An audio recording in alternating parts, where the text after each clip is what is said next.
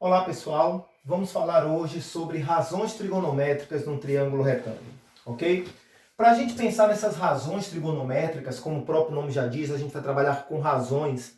Vamos imaginar agora um triângulo retângulo, esse triângulo retângulo ABC, retângulo em A, e vamos imaginar um ângulo, né? Vamos identificar um ângulo diferente do ângulo de 90 graus, esse ângulo B aqui que a gente está chamando de ângulo alfa.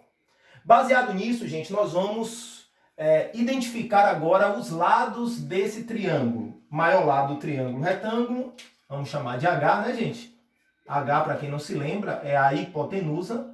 Vou colocar aqui embaixo, ou melhor dizendo, vou colocar aqui, H, hipotenusa.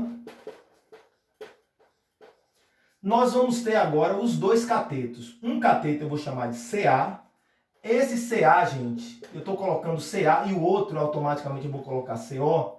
A e O são respectivamente identificados pela sua posição em relação ao ângulo alfa, ok? Então eu tenho CA, cateto adjacente, é o cateto que está coladinho assim. Cateto adjacente ao ângulo alfa.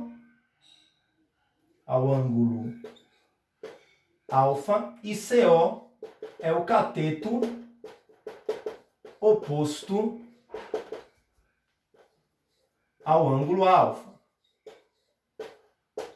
Baseado nesses três elementos, nós vamos definir três razões trigonométricas: a razão seno, a razão cosseno e a razão tangente. A primeira razão, que é a razão seno, a gente vai abreviar aqui como, nós vamos chamar carinhosamente de sen de alfa, tá? Essa é a nomenclatura para nós estudarmos, para nós identificarmos o seno do ângulo, tá? Seno de alfa vai ser cateto oposto dividido por hipotenusa. Então, seno, cateto oposto sobre hipotenusa. Nós vamos ter o cosseno do ângulo. É a outra razão trigonométrica. Nós vamos chamar de cos de alfa, que vai ser igual a cateto adjacente sobre hipotenusa. Cosseno é cateto adjacente sobre hipotenusa. E a tangente do ângulo alfa, a tangente, a gente vai também colocar como nomenclatura TG de alfa.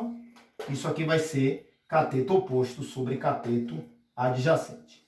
Essas são três razões trigonométricas que nós podemos encontrar num triângulo retângulo. Agora a pergunta que não quer calar.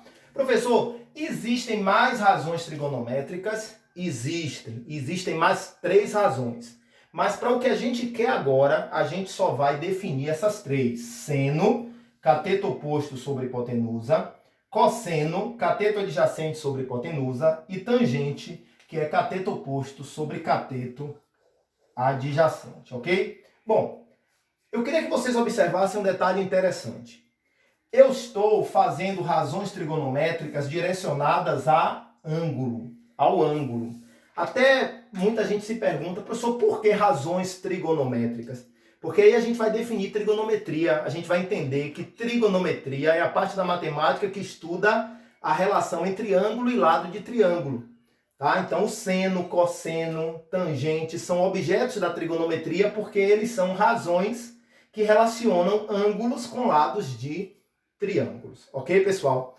Então, quando eu penso em ângulo, uma outra pergunta que surge é a seguinte: mas, professor, eu vou precisar saber, de acordo com o valor das razões aqui, o valor do ângulo alfa? Nem sempre. Tá, gente?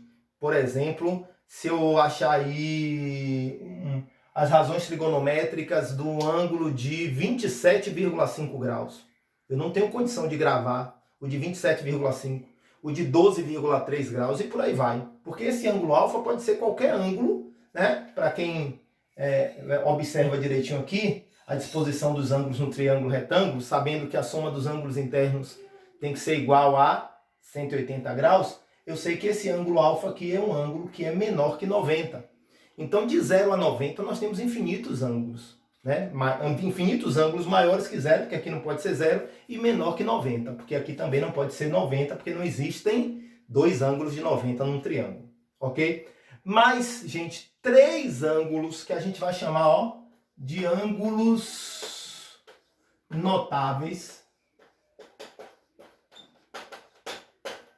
3 ângulos a gente vai precisar saber a medida do seno, do cosseno e da tangente. A gente vai precisar saber de cabeça, tá? Isso é cobrado nos vestibulares tradicionais, isso é cobrado no Enem. Você saber o valor do seno, do cosseno e da tangente de 3 ângulos notáveis. Esses ângulos são 30.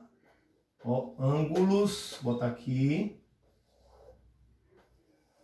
Seno, cosseno e tangente.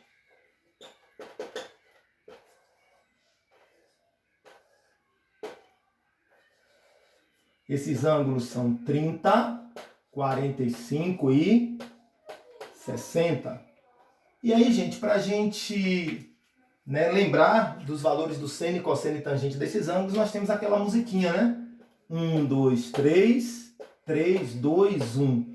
Todo mundo sobre 2. Raiz onde não tem 1. Isso é para o seno e cosseno, ó. 1, 2, 3, 3, 2, 1. Todo mundo sobre 2, raiz onde não tem 1. E na tangente é diferente, ó. Raiz de 3 sobre 3, 1 raiz de 3. Então aqui eu tenho uma tabela que me calcula, ó, gente, tanto o seno, como o cosseno, como a tangente dos ângulos notáveis de 30, 45 e 60. A gente não pode esquecer isso, ok, gente? Além disso, eu quero colocar para vocês 2 observações interessantíssimas. A primeira observação é a seguinte: se eu for somar o seno ao quadrado de um ângulo com o cosseno ao quadrado desse mesmo ângulo, se eu for somar aqui, ó, vamos só tentar mentalmente aqui indicar um caminho. Aqui vai ficar cosseno ao quadrado sobre h ao quadrado, mais cosseno não, desculpe. Cateto oposto ao quadrado sobre hipotenusa ao quadrado, mais cateto adjacente ao quadrado sobre hipotenusa ao quadrado. Isso aqui vai dar cateto oposto ao quadrado mais cateto adjacente ao quadrado sobre hipotenusa ao quadrado. Cateto oposto ao quadrado mais cateto adjacente ao quadrado vai dar o quê? A hipotenusa ao quadrado. Quem me garante isso? O teorema de Pitágoras. E aí vai dar hipotenusa ao quadrado dividido por hipotenusa ao quadrado, que dá 1. Ou seja, o seno ao quadrado mais cosseno ao quadrado sempre dá 1. Ó, pessoal. E a segunda observação é que a tangente do ângulo sempre vai ser igual ao seno do ângulo dividido pelo cosseno do ângulo. Ok, pessoal? Essas 2 relações trigonométricas nós falaremos em outro vídeo, quando a gente estiver falando, tá, da trigonometria no círculo trigonométrico. Ok, gente? Que Jesus abençoe poderosamente vocês.